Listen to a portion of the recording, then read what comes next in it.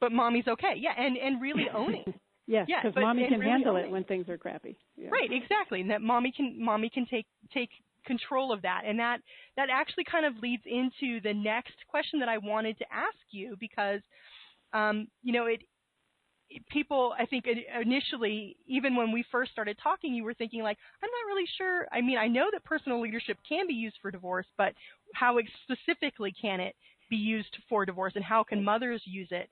And so, why is it, and we've kind of brushed on this, but why is it so important for mothers who find themselves in this, in the middle of a divorce, to really incorporate the principles of personal leadership into their lives? Right.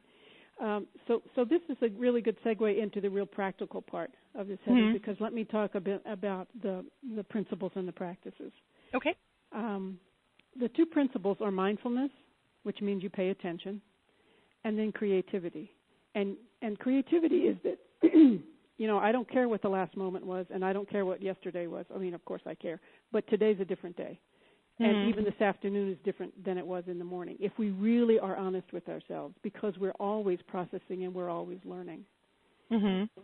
So to be able to be mindful about what's around you and to ask, and what's called for right now, rather than to fall into some of that habitual stuff that is so strong about how we're supposed to behave in divorce. So there we go with two principles. And then what are we paying attention to? Because the first, the mindful, what are we paying attention to in the personal leadership practice? Well, we've got 6 things that we're asking people to pay attention to. And this is why it's so simple. And let me just read these very slowly so your listeners can get these. And you realize that what you're really paying attention to is exactly what's going on with you right now in this moment. So the first practice is attending to judgment. When you're triggered, or when you're delightfully happy, or in any moment, you stop for a moment, especially if you're triggered in a divorce situation, or if you find yourself projecting into the future around a lot of fear or unknown. Right. You simply stop and say, okay, what are my judgments? Just let me notice what they are. And then, what am I assuming? What are the positive judgments? What are the negative judgments about what's going on? Good, bad, or ugly. Absolutely, the whole thing. And then the next piece, the next practice, if you will, is attending to your emotion. So what are the positive and negative emotions I'm having? And a very important question, why do I care so much? Why do I care so much? So what's underneath the emotions? And then, of course, you can imagine what the next practice is. It's attending to your physical sensations. What's my body doing? What's my stomach doing? What's happening in my head? Am I shaking? Am I sweating? Am I, like, my heart's pounding? Whatever it's going on. And all of these are talking to us, and we need to be able to sit down and have a cup of tea with the judgments, the emotions, and the physical sensations. And one of the basic principles is don't resist anything that's happening in yourself. Welcome it all. Now, that does not mean you go off and talk to somebody and create a story about it. It actually means keep your mouth shut and learn what these things are trying to talk to you about. Right. And one of the couple of the important things when you want to sit down and have a cup of tea with these is our next practice, our fourth practice, is cultivating stillness. And it doesn't mean that you can't take a walk, but it means that you've got to get out of your mind that is projecting into the future, going back into the past, blaming other people, creating on all kinds of scenarios, to try to still the mind. And many practices suggest that you do that through deep breathing or paying attention to your breath. Deep breathing is a great way to do it. And if you need to move and walk, so your body's moving, but your mind is still after you have been looking at your judgments, your emotions, and your physical sensations. And the fifth practice is what we call engaging ambiguity. And this is what you and I were talking about just a moment ago. It's not tolerating ambiguity. It's not, let me get through this ambiguous stage as fast as I possibly can so that I can know what's going to happen in my life. But it's actively engaging ambiguity. So a couple of questions that we suggest are, what do I not know right now? Which is a little bit of a paradox. But to ask yourself that, what do I really not know right now? And it can stop the projection, when we make up reality. Right. And then the next question that can come in that pushes it even further is, what more can I not know? Oh, my goodness, what's that do to the mind? Mm-hmm. But it really opens things up for us. Right. Because, and I think yes. we jump to assumptions. Yes, absolutely. Especially in divorce, he did this because, or she did this because, and we're assuming what their feelings, thoughts, and emotions are instead of just saying, I don't really know what's happening for them. Exactly.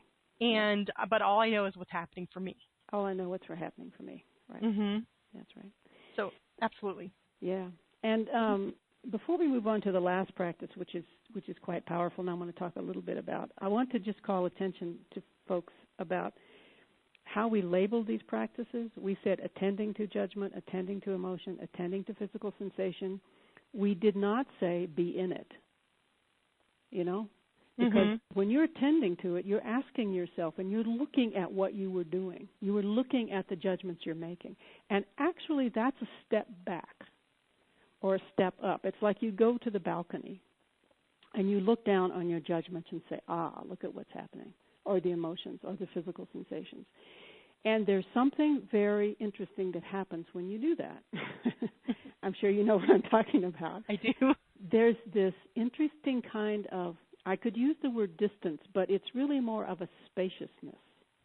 A little bit, like it hasn't consumed me. I've got a little breath in here. I've got a little spaciousness here. And then you can begin to see things in a different way, to have a little bit more choice about what's going on. Absolutely. Yeah. So the last practice is aligning with vision. And, of course, if you're going to align with something, you have to have that. So if you're going to align with vision, you've got to have a vision. And what this means is to suggest to people that they actually create a vision for how they would like to go through the divorce experience. And this is not a vision about what they want to do and the outcomes that your listeners want. It's a vision about what qualities of being do I want to carry inside of myself as I go through this divorce experience. Okay? Absolutely. And what I kind of equate that to when I am, talking with my clients and I'm talking to people about divorce, it's, you can't have a specific attachment to the end outcome because you don't have control over all of the variables in that. So if you try to get attached to what you want to happen, unfortunately, a lot of that is out of your control. But what you can get attached to is keeping your children's best interest at heart. It's not a specific outcome other than the fact that you want them to live a happy, healthy life. Right. And it's about focusing on, I am a good person and I want to know that I do the right thing. So I'm going to focus on being a good person and doing the right thing and what that looks like and feels like.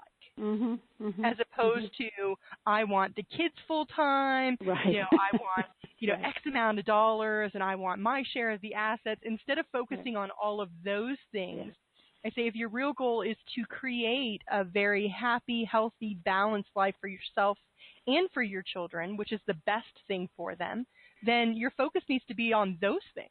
Right, it does. And not on the practical things that you really have no control over. That's anyway. right. So if you have, for example, if you had in a vision for yourself when you're going through divorce that I'm balanced, okay, that I experience balance, well then you can be very sure that you will notice when you're not balanced.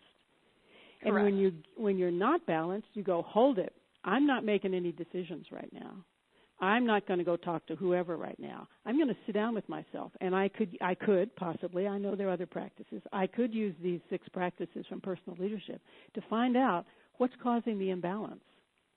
And you will know when you come back to balance, when you've come back to your inspiration, if you will, and then you go, okay, now I see how to proceed forward.